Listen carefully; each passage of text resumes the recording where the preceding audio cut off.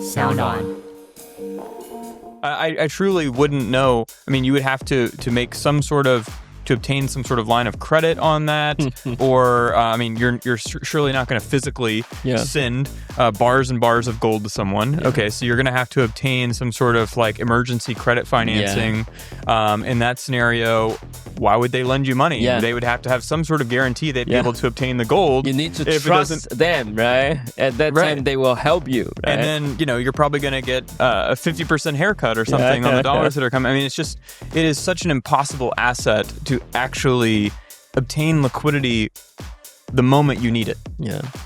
Gold might be easy to get credit on right now. It might be easy to liquidate right now. Yeah. But if there is a crisis, it actually turns into one of the hardest assets possible to obtain funding. Whereas, Bitcoin in comparison, it's instant, right? You can cryptographically send it and boom, it's done. And tech, innovation, and entertainment. All things new and interesting are here on Dr. Bao's podcast. Hey, have you heard Dr. Bao's podcast yet? Hello, welcome to Dr. Bao's podcast. I'm your host, Dr. JC Ko. Well, in today's episode of Dr. Bao's podcast, we're going to discuss a very important topic. Bitcoin is no longer just an investment product. It's becoming a national strategic reserve asset. In the past, when people talked about Bitcoin, they mostly thought of price, ETFs, exchanges, mining, the crypto world, bull markets, and bear markets. But in recent years, in the US Congress, Washington, D.C. think tanks, and even central banks and government departments worldwide, Bitcoin has entered higher-level political discussions covering financial sovereignty, foreign exchange reserves, national security, energy infrastructure, and asset resilience against geopolitical risk. Today, we'll cover everything from US Bitcoin policy, Taiwan's foreign exchange reserves, geopolitical risk, stablecoins, and Bitcoin mining, to what role Bitcoin plays in Taiwan's next phase of digital asset policy. Now, for today's content, English will be the primary language, but if all goes well, there might be an AI-translated Chinese version later. You can skip ahead to see if you can find the Chinese version. If not, it just means I was too busy and didn't have time, so just practice your English, okay? First, let's welcome our two incredibly handsome, awesome, and professional guests, Connor Brown, Managing Director at BPI, and Jacob, Founder and CEO of Bridger and a researcher at BPI. Yay! Okay, say hi to our audience, Connor and Jacob. Yeah. Hi, everyone. Thank you so much for having me here. It's really great to be here in Taiwan and super excited to have the conversation. Yeah, amazing. Yeah, the same. Everything's been great this week. Some great meetings and phenomenal food. We were complaining about how many more days of this we're not going to be fitting in our suits. Okay, I'll insert a short segment in Mandarin to introduce them. Later on, I will use a little bit another short sentence about you in Mandarin. Okay, so give me a moment. Connor Brown served as legal counsel to Senator Cynthia Lummis. Cynthia Lummis is the well-known Bitcoin godmother who pushed the Bitcoin Act, the Clarity Act, and the Genius Act. And Connor leads policies related to Bitcoin and AI. Before joining the Senate, he worked as a lawyer at a famous international law firm in the US and holds a JD from Stanford. During school, he also served as co-president of the Stanford Blockchain Club. Jacob has nearly 20 years of military and public service experience working in Europe, Asia, and Africa, and is now a fellow at BPI, the Bitcoin Policy Institute. In 2022, he also founded the Bitcoin mining company Bridger, aiming to use Bitcoin concepts to improve the power grid and national productivity. Okay, yes, your experience and credit are very long, so I trying to make it short. So at the beginning, I would love to say thank you to come to Taiwan, and we have some audience. They have some experience and knowledge on Bitcoin, but maybe we are not very familiar with Bitcoin policy. So could you let us know that the BBI is a Bitcoin-only policy think tank, and most people in Taiwan are more familiar with exchange, miners, venture capital firm, Web3 company, and maybe MicroStrategy or something about money. But about policy, maybe the idea of Bitcoin policy or Bitcoin policy think tank is still still kind of pretty new here. Yeah. So can you walk us through what BBI actually does and what's your core mission? Yes. Sure. Yeah, it's a great question. So Bitcoin Policy Institute is a think tank. And what that really means is that we are a group of researchers and educators that help governments understand what Bitcoin is. The concept of a think tank is something that goes back, over 1,000 years. I think some of the earliest think tanks were in the, 700s and 800s, helping Charlemagne determine tax policy. Like really, this concept has existed for a very long time. But really, a think tank in its modern form started after World War II. The concept of a think tank really formed around the post-World War II era where American politicians and decision makers were trying to figure out how do they use nuclear weapons, how do they think about this technology, and how do they think about this from a strategic perspective. And it was a very difficult question for the Air Force, for the Navy. And so they turned to a group of experts at the time. And that's where the modern think tank came from, called the RAND Corporation. And that was sort of a group of different experts. They had mathematicians, they had physicists, and they brought them together and helped the government think through, what do we do with this new technology? And today there are thousands of different think tanks, but we formed BPI in 2021 with the express purpose of helping governments think through what Bitcoin means as a technology, because there are many of the same considerations that went back all the way to the 1940s with nuclear technology, which is, with this new technology, what are the strategic implications for a nation?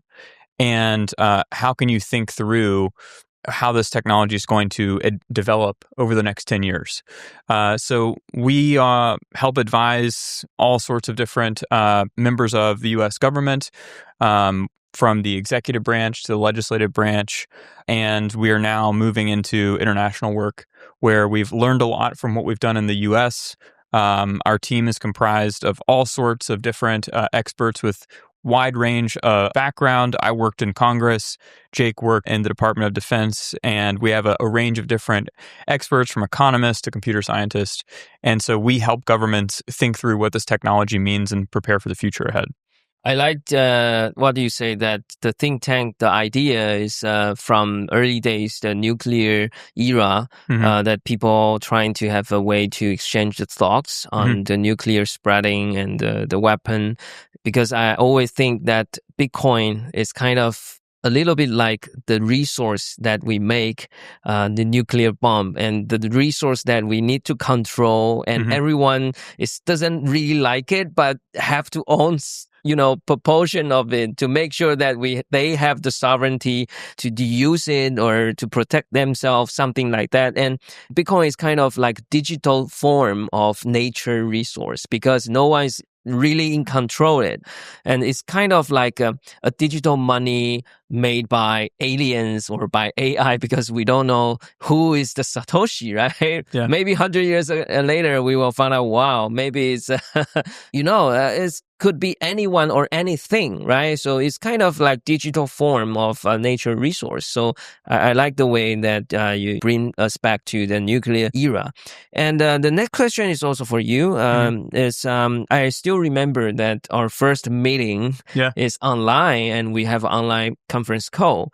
At that time, we kind of in Taiwan, in Legislative Yuan, which is the single parliament, we're just proposing the first ever Virtual Asset Service Provider Act, which is the virtual assets, that first ever policy on virtual assets officially. And we want to learn from the Senator Loomis and also from you because at that period of time, the Genius Act and Bitcoin Act and upcoming Clarity Act, I think you're kind of like early It's kind of early, so early. It's not early adapter. It's kind of leader or pioneer. So we want to learn the experience, because in US, there should be or must be different type of a senator have a different idea about Bitcoin. So you have to spend some time to persuade them, explain what is Bitcoin. Yeah. It's not the real coin called Bitcoin. It just doesn't exist, something like that.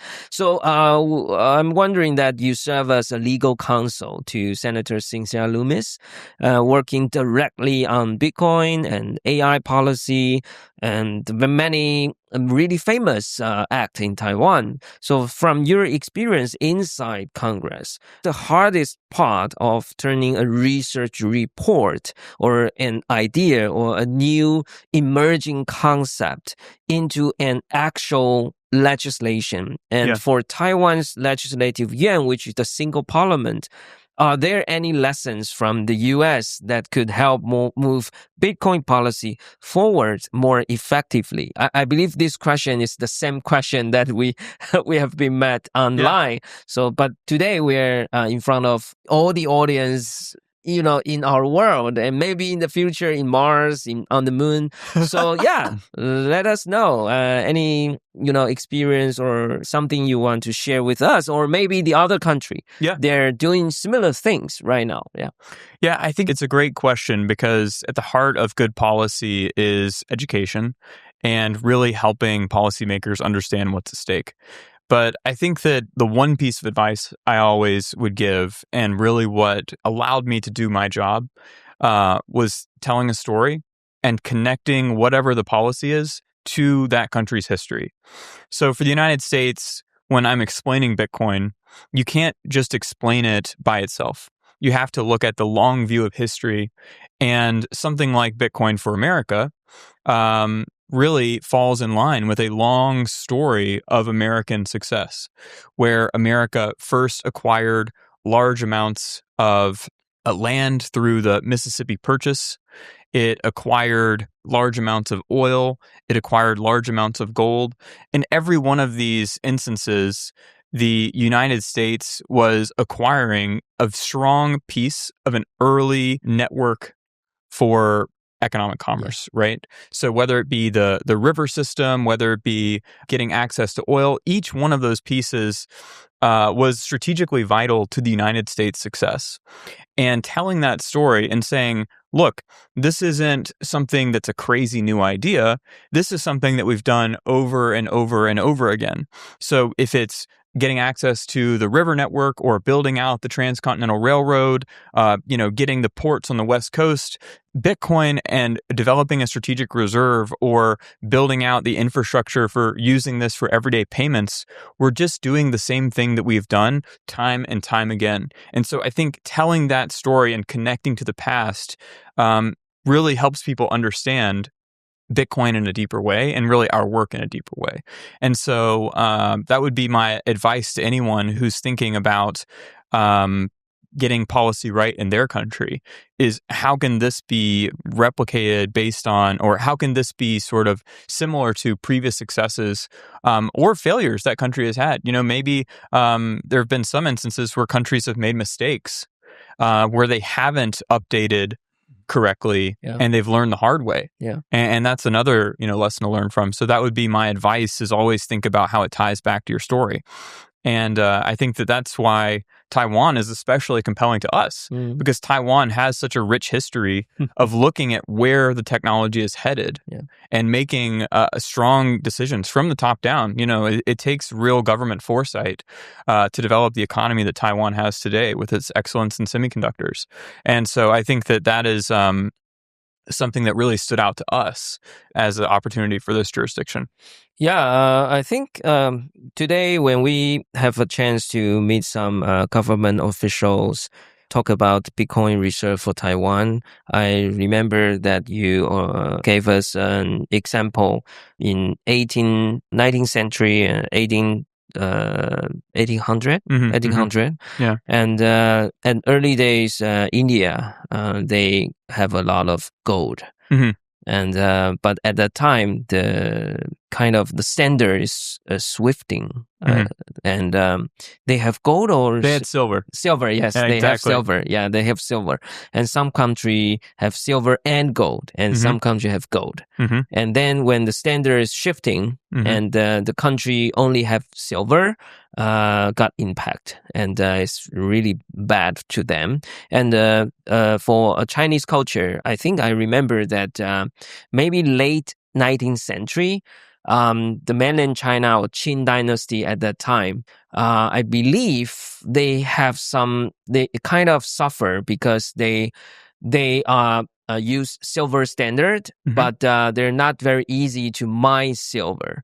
And the other country mining silver faster than them, and they didn't aware, so their kind of economy will be impacted by that. And so I think this kind of like currency or commodity shifting is really kind of bring a lot of impact to a country. And Taiwan, I think our government is kind of smart enough, maybe 50 years ago, or maybe nearly 100 years ago, they start to accumulate gold. So right now in Taiwan, we have like 400 tons, or like we are kind of quite amount of gold. Yep.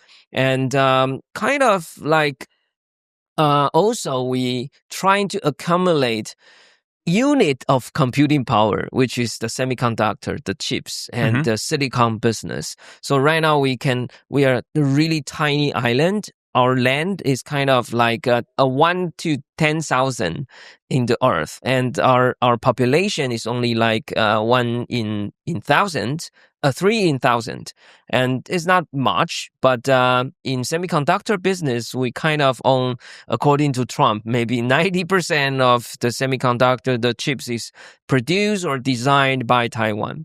So, but it's just that we own it and we incubate it, and we have some result, great fruit right now, and we have it like 40 years. And we have some gold, we have a lot of US dollar owned by our government. But for Bitcoin, I think maybe there will be a shift. But our government, right now they didn't do anything yet. So we really would love to see that Taiwan government, central bank, they can consider to investigate the possibility to take Bitcoin seriously, maybe become one of the reserve and in their assets list. So I think we really thanks for Jacob that you wrote a really amazing report about Bitcoin strategic reserve for Taiwan.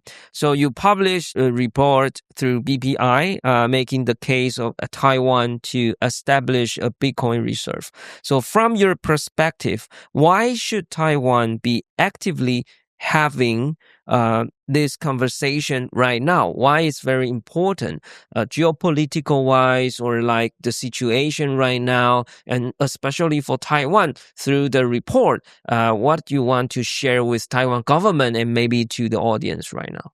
Well, thank you for that. And I'm going to echo some of what Connor was talking about. And when we were doing the research for the paper, I think two major themes stood out. One was innovation. You mentioned Taiwan was an early trendsetter, accumulating gold throughout the 1970s and 80s, and that turned out to be pretty prescient as this century, a lot of countries have been following suit and really harkening back to gold as a safe haven asset for their central banks.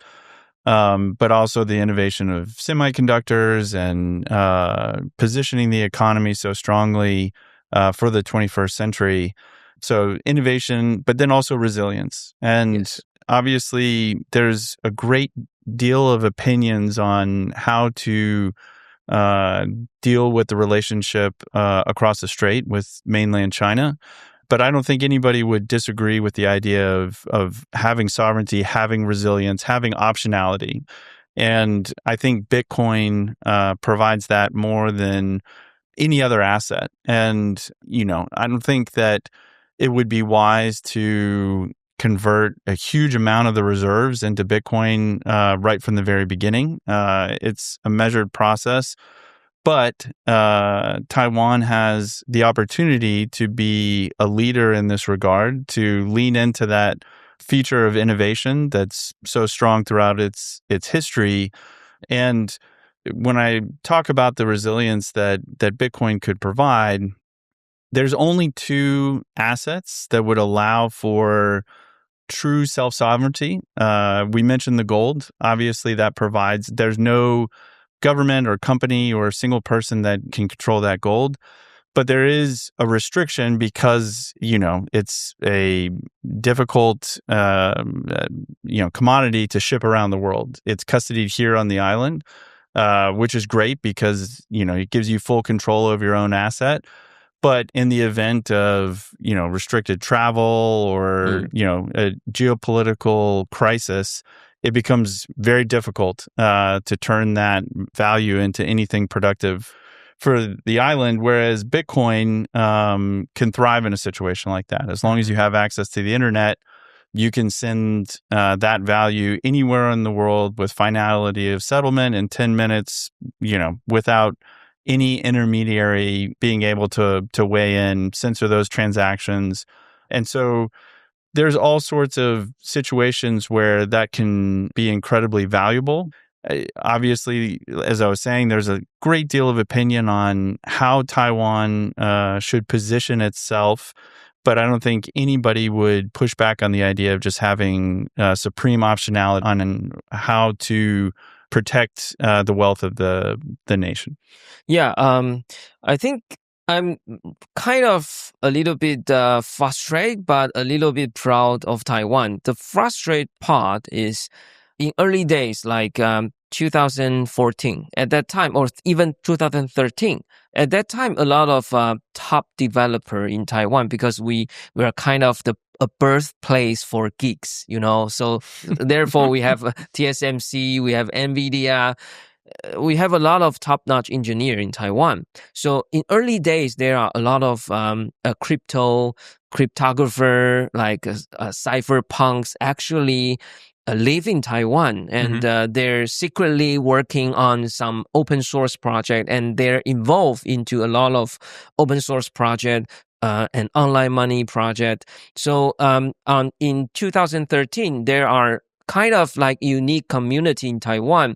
They are proactively involved into a lot of event of Bitcoin, and they even like win the prize of Bitcoin, hackathon or something in a lot of place.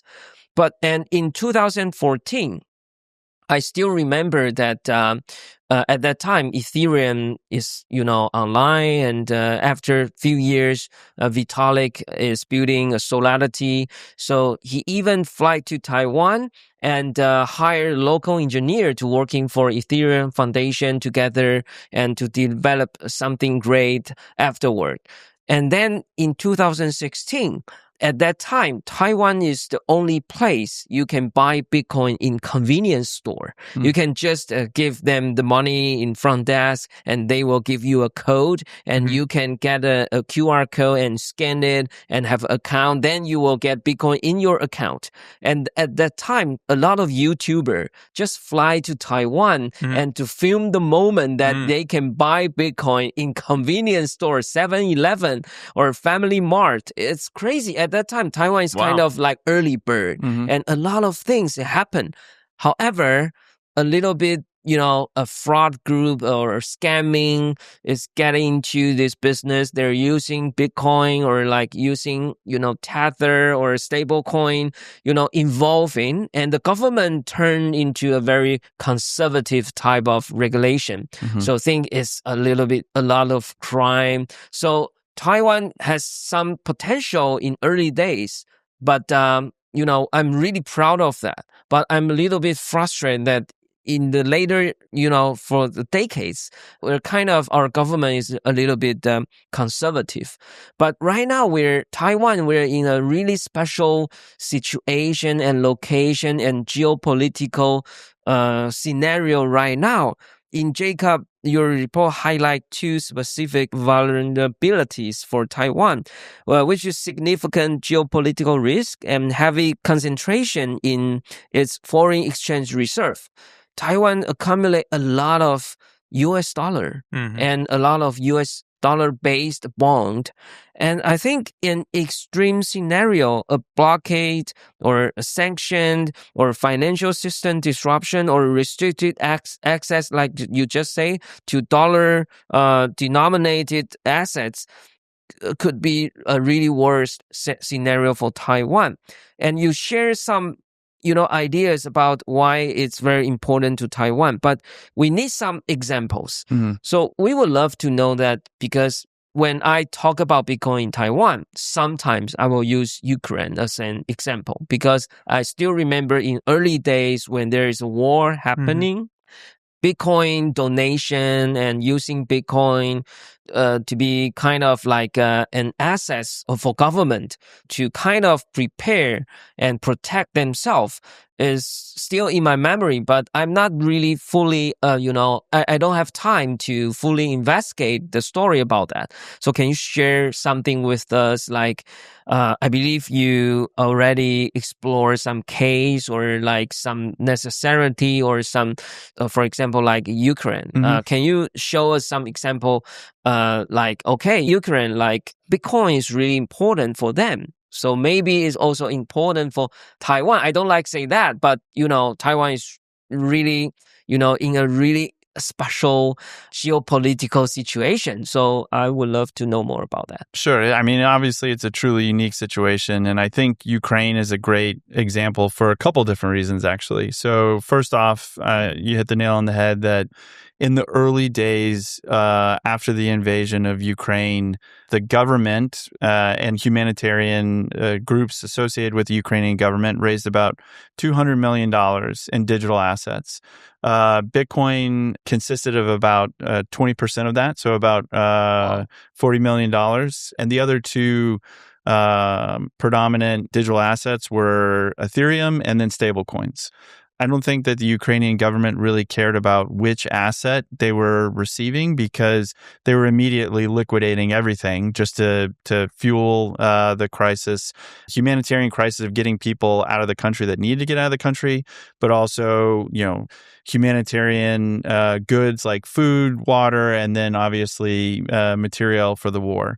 So that $200 million in the grand scheme of things isn't a ton of money compared to the billions of dollars that they received in foreign aid from both the United States and the European Union countries. But I think the significant thing was the time.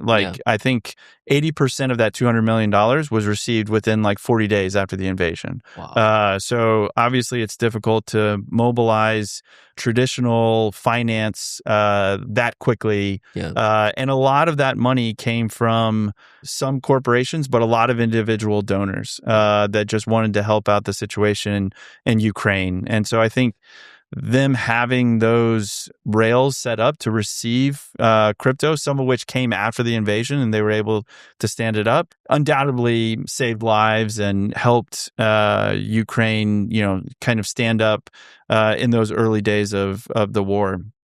I think the other reason why is a really good example is because we've seen in the subsequent years where Ukraine was pressured, even by some of their allies, namely the United States, to, take different policy directions. I think them being so beholden to, security guarantees, but also monetary assets, created that leverage. And so I don't think if they had a Bitcoin, reserve or a Bitcoin standard that would have alleviated that, because again, that most of it was security guarantees that supplied the leverage. But it goes back to that idea of resiliency. The more that you have sovereignty over your own decisions, I think the more that you can weigh in on your own decision making. And then the other vulnerability that you brought up, and I'll lean on Connor on this as well, because I know we both have views on it, is, look, the dollar is the world's unit of account. I don't think that's going to be changing anytime soon.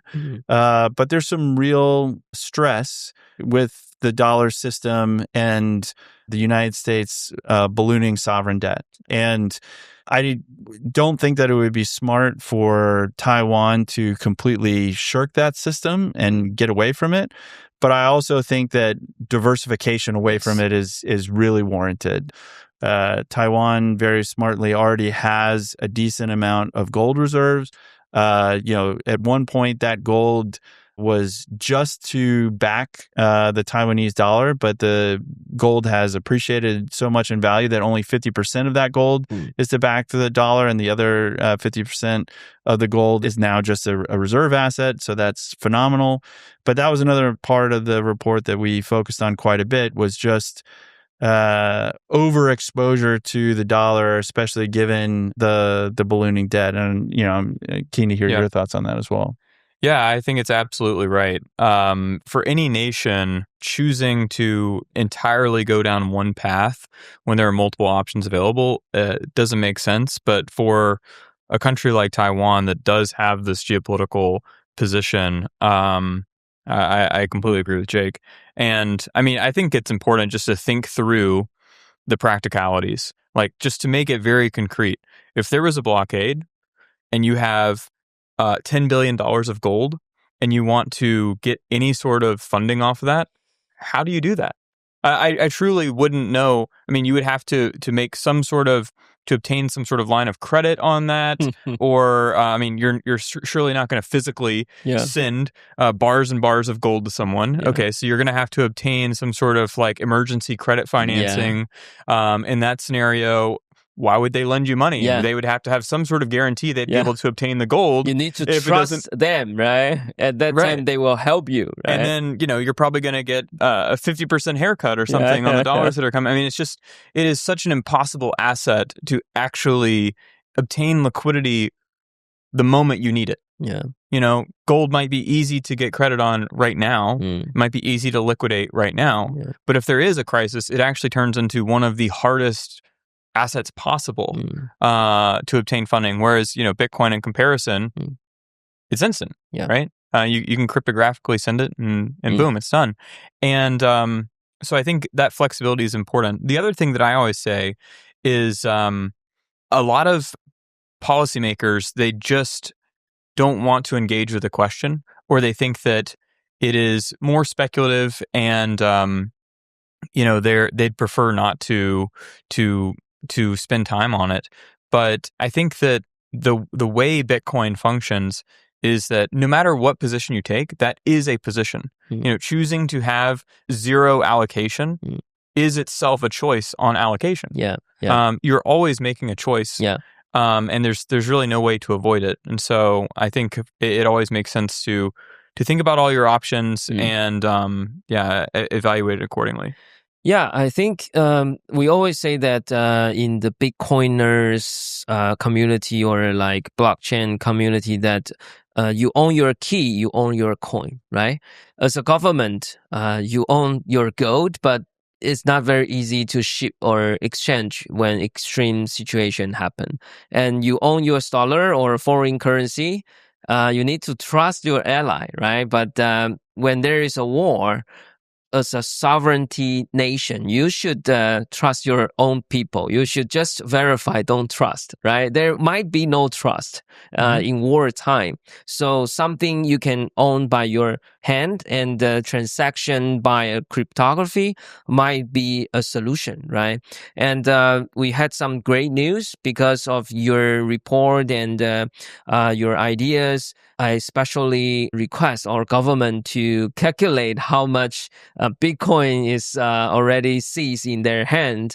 And luckily, they just calculate in a very short period of time. And it's not a fully, whole scanning, and it's just a kind of like early preliminary accounting. And then we got the result from the Ministry of Justice. They told us that Taiwan government already own 210 Bitcoin. And it suddenly make Taiwan is kind of like top 10, right? Yeah. And so we are really happy that maybe there are a bunch of Bitcoin owned by government is just not yet counted in, right? And then if we, have a policy to make sure that Bitcoin is one of the reserve assets by central bank, then I think we will have a more resilience, the ability of resilience in extreme case. So that's the case for Taiwan.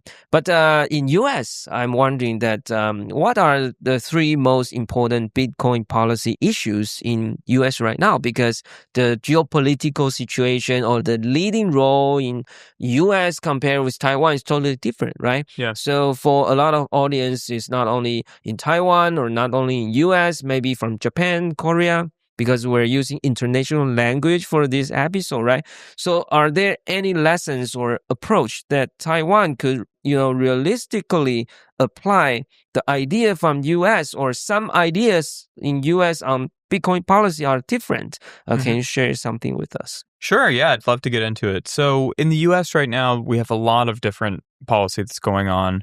I think the first that comes to mind, obviously, is the Clarity Act. We've heard a lot of talk about this over, it's been worked on in one shape or form for probably 4 or 5 years now. And it's hopefully in the next few months going to pass and get signed into law by the president. But specifically, the portion that we're focusing on at Bitcoin Policy Institute is the protection for software developers. Over the past few years, especially in the last administration, there was a lot of lawsuits and criminal prosecutions, actually, against software developers, where the government was saying that, the code that these developers were writing is potentially criminal because it is a unlicensed money transmission. And the Clarity Act would actually put in law that as long as the code that you're developing is non-custodial, so you're not holding any users' funds, that you should be able to develop that and publish that code without any threat of being considered a money transmitter. And I think that is something that is really core to BPI's thesis, which is that everyone should have the ability to freely write and publish code in the same way that we have the right to speak and write. And so that's one thing that we're focused on right now. It looks like that the language will likely survive into the final text, but we're actively watching those negotiations carefully. There's been a lot of debate back and forth on that. The second, I would say, is the American Reserve Modernization Act. So that's our version of the Strategic Bitcoin Reserve Bill. And that was recently proposed in the House of Representatives. It got a lot of publicity when it was published. It now has, I think, 23 or 24 co-sponsors already. Wow. And so it has a lot of momentum. And you can see sort of how the discussion is moving. It started with the Bitcoin Act, which was very forward thinking. The Bitcoin Act was saying that we wanted to fully monetize our gold reserves and convert that into Bitcoin. The new bill, the American Reserve Modernization Act, takes it a step back and says, well, at the very least, we should modernize our reserves. Yeah. And I think that that's something that is very important. We're watching that closely, but it has a lot of very good language in there. I think central to what you were just talking about and what we've seen in the U.S. is it first requires the government to take a proper accounting and inventory of how much Bitcoin it has. Yeah. Because when I was working for Senator Lummis, we asked again and again, and no one could ever give us the answer. Really? Wow. We wrote a letter to the government and said, please tell us how much Bitcoin you have. Yeah. They couldn't answer it. Wow. We called them. We tried to take meetings. They don't know. I've talked to many different people in the government, and especially the U.S. government, because it's so large. They have so many different branches where they could hold Bitcoin, and each one of them, they have no professional capacity to hold the Bitcoin.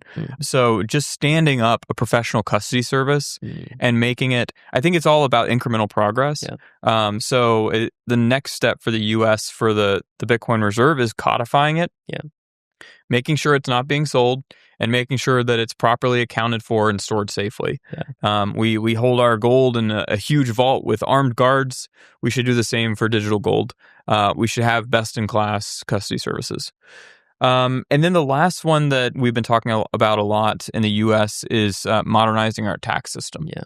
So right now in the U.S., if you are using a foreign currency, if I come over to Taiwan and I'm spending some Taiwan dollars, or if I go to Europe, I'm spending euros, I don't have to, for those small, transactions, there's an exemption in the U.S. tax code called a de minimis exemption, so that I don't have to worry about calculating all the differences between them because they're made for small everyday payments.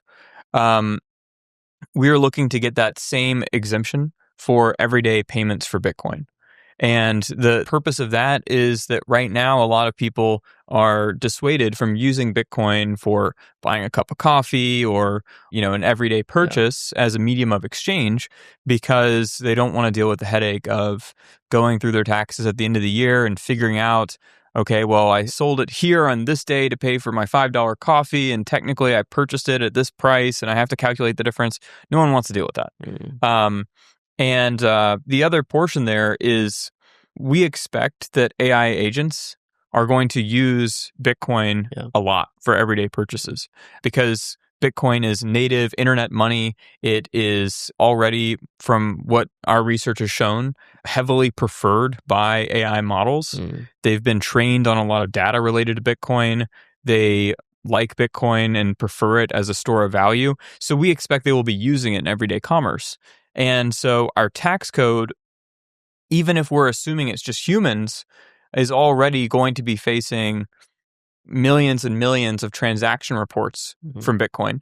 But if AI agents get involved, then that might become billions or even trillions of reports, and it would just flood the IRS. And so we're pushing for policy changes that sort of modernize our tax code so that it's up to date for these types of new payment systems, and it can allow agentic commerce to really succeed in the U.S. So I would say those are the top three, but there's a long list of other policy options we're working on. Yeah, when we talk about bills from U.S., I think Genius Act and Clarity are really famous recently. And I heard some interesting things that in U.S., when a senator or congressman creating a bill, they spend a lot of time to create the name. Is that true? Well, what's happening? Trying to have a good name, then you can easier to sell the policy to the other colleagues. And have you been through the process to create a Genius or Clarity? And I heard that at the beginning, when large language model or ChatGPT get birth, and a lot of people working for the congressman or senator, they are really happy. They have an AI to generate some code of the name of the bill. Have you been through that? Yes, that is absolutely part of the process. It's so funny. Yes, they use, it is common now, because every bill is fundamentally a meme. People like a name that they can remember really well. And so it has basically evolved over time. If you go back and you look at bills from the 1970s or 1980s, they were named really boring things like, the American, something sort of very basic. We had the Gold Reserve Act of 1934. That's not really very exciting. But now they have these fancy names because they go to ChatGPT and they type in, okay, here is my bill idea. Give me 20 different names and acronyms that I could do. And I've been part of those discussions, and we'll all be sitting around the computer and we'll watch it come out and we'll say, these aren't very good. They need to be more exciting. And then we'll go to the next one. And so that was, I think I used Claude for the name of the Bitcoin Act. Wow. Because the Bitcoin spells out... I even forget what the acronym is now, but it was about, boosting American competitiveness through, I think, optimizing investments. It was something like that. So, yes, it's absolutely one of the more fun parts of the job. I think Genius and Clarity is so clever because right now everyone in our business, like in Japan, like a lot of people in government, they're working on the Web3 policy, and the political party in Japan, like LDP, they are also a big fan of digital finance. So everyone is very easily to talk about genius and clarity. It's easy to pronounce, easy to remember, and looks powerful. Yeah, it's all capitals. Yeah. And it's a bit of propaganda because who wants to argue against genius or clarity or something like that? Yes. It's great. It's amazing. Yeah. So next question I would love to ask Jacob. You founded Bridger, and which focuses on Bitcoin mining and energy infrastructure. And when we talk about Bitcoin today with the government official in Taiwan, we talk about like Bitcoin is a form to kind of like a store of a kind of energy, right? Because you need consume energy to, seize it in a form like a Bitcoin that you mined. So Taiwan is a country that extremely sensitive about energy. Our land is scarce and power capacity is limited. And like Jensen Huang, NVIDIA is always shouting that Taiwan needs more energy. So given those constraints, what role do you think Taiwan is actually best suited to play in the broader in Bitcoin industry? Should we invest like Bitcoin miner, or should we kind of like do something even more than this, or just accumulate Bitcoin? What do you think about it? Yeah, so I actually think that Taiwan could be extremely central to Bitcoin mining in two different ways. And I'm very biased because of what I do on a daily basis with thinking about Bitcoin mining. For me, my first eureka moment of when I found Bitcoin and started to understand it, I think was very similar to everybody's eureka moment, which is you can send value anywhere in the world with no intermediary within 10 minutes and finality of settlement. But the second eureka moment that I had was, since humans discovered electricity and started harnessing it for our productivity, it's only valuable near humans because electricity dissipates over space and time. So therefore, you can't have a source too far away from industrial or commercial or retail customers. But all of a sudden, because of Bitcoin mining, and it really only needs low latency internet, doesn't even need high bandwidth, you can monetize pretty much any energy source on the planet. So now, because of Bitcoin mining, any energy on the planet is now valuable. In a way, if you think about it, you can export that energy without needing the transmission infrastructure. You can export it over the internet or store it, as you've mentioned. So the two ways that I think that Taiwan can play a central part in this is that there's always an arms race about getting better and better Bitcoin mining equipment. And that comes from their efficiency, which is measured in just the amount of computational power that they spit out for the amount of energy that they take. So the joules per terahash. So the lower the number, the better efficiency that those miners have. Well, to get the best efficiency for those miners, like the chips all come from this island. So anytime that Taiwan wanted to take a centralized role in that national sector, like it could. So that's one aspect. The other aspect, though, is I know that there's not enough energy, as you mentioned, and as NVIDIA points out. But the fact is that every grid on this planet has a little bit of extra energy. And the reason why is because at any given point, you have to have the same amount of energy getting pulled off the grid as you're putting onto the grid. And that's measured in the frequency of the grid. So if there's too much energy on the grid, things start breaking, transformers break, switchgear breaks, things like that. If there's too little energy on the grid, that's when you start getting rolling brownouts or even blackouts. So it always has to be completely balanced. Well, no grid operator is going to try to hit it just right. So they're always going to try to have a little bit of extra energy. But what complicates that is renewable energy because it's more variable. And just over time, we've gone from having these very centralized power plants to now having distributed energy resources. But furthermore, there's less predictability on the demand, like how much energy people are taking off. Yeah. So you're having these spikes of energy coming from solar or wind or that variability of renewables at the same time where there are these massive cliffs where people stop using energy, or all of a sudden there's spikes in energy usage due to weather events or things like that. So what grid operators have to do is they have to have a buffer in there.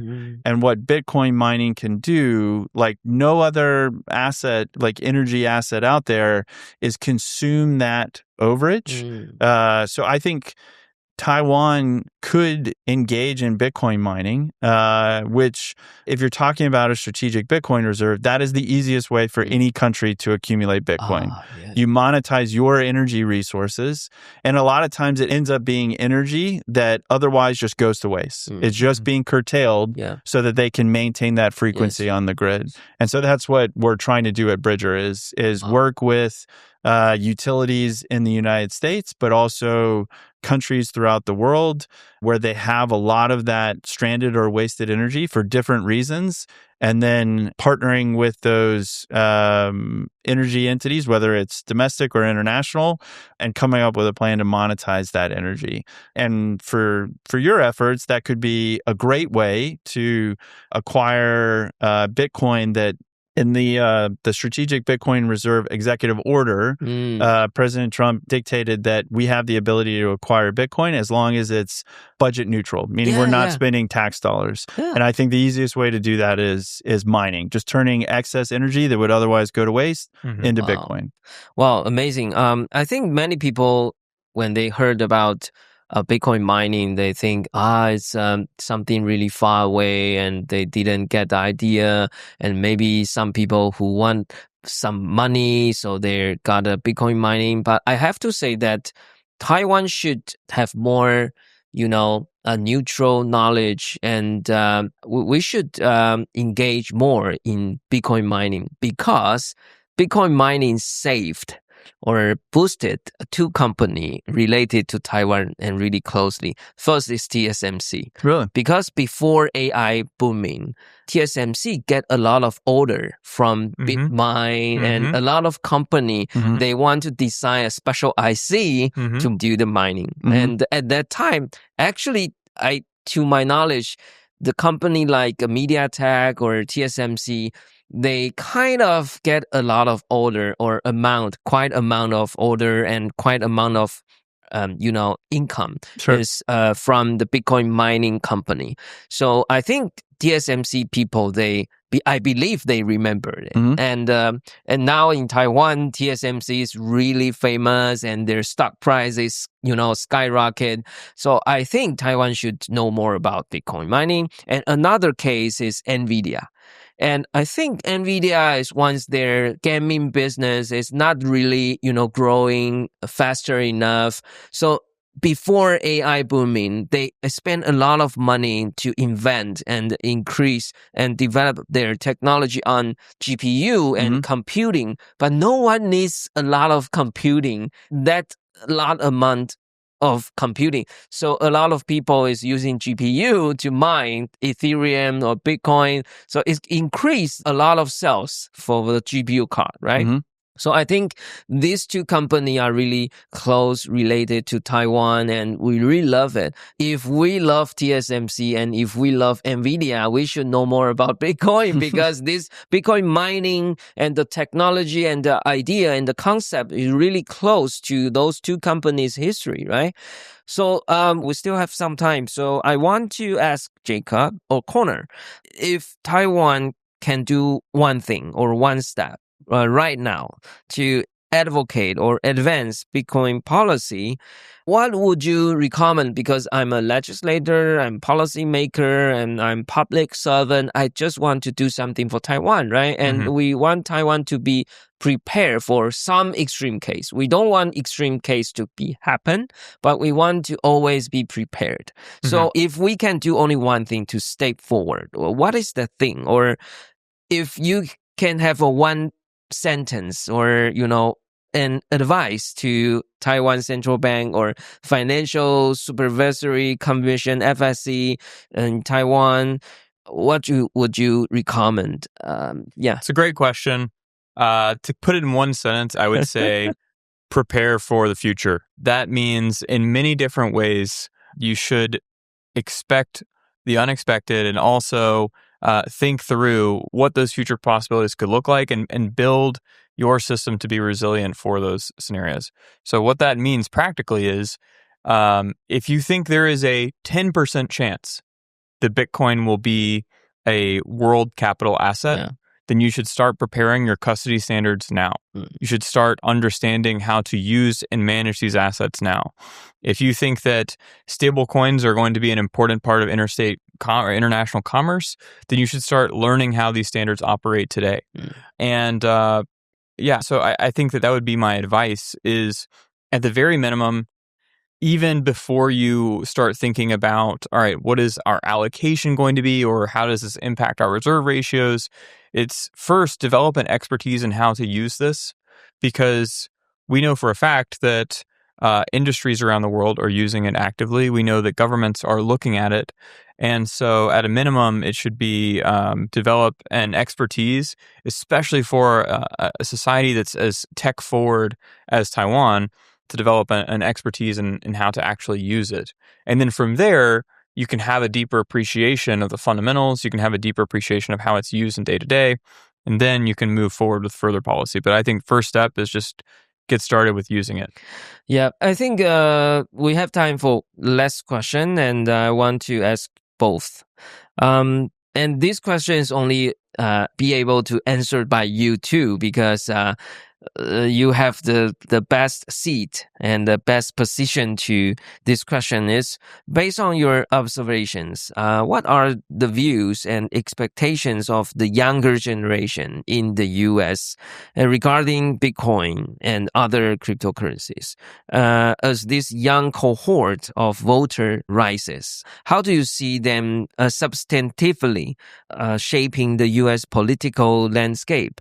And the policy direction in the future, because you're maybe in the front seat in DC and you saw a lot of, shifting on the voters. What do you think about the younger generation and they rises? Maybe they're a Bitcoiner or they hate Bitcoin because of NFT or something like that. What is the direction in the future about Bitcoin and the U.S. politics? Mm-hmm.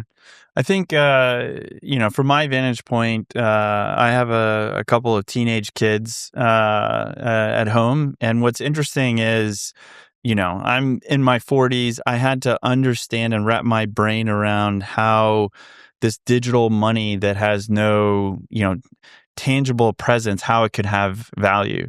To them, it's always been that way. Like they've just, since they could understand it, they have a Bitcoiner as a father. But at the same token, I think it's the same thing with their friends. Like there's no questioning of it. It's just, money is digital to them. And so as the voting electorate in the United States gets older and older or progresses, the transition from the boomer generation to millennials like me and then younger, I think there's just going to be more and more digital natives that it just makes sense to them. And I don't think that they think of NFTs in the same light as they do Bitcoin. It's just they're just accepting that this is money. So I think 20 years from now, right now it's a fringe idea for a central bank to hold Bitcoin.